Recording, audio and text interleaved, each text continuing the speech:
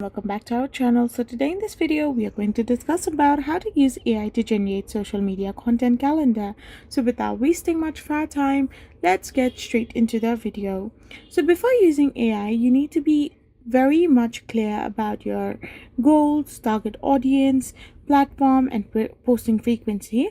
You can also use the content pillar and then start your prompt.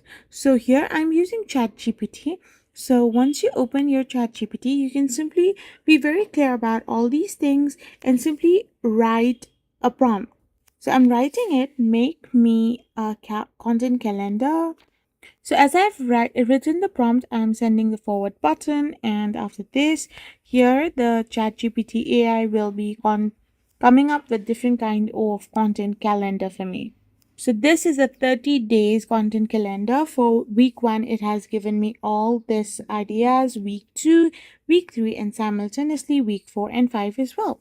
So by doing this, you can simply create and use AI to generate social media content calendars. I hope you found this video helpful. So don't forget to hit that subscribe button and do give us a thumbs up. We will be back again with more informative videos. Thank you for watching.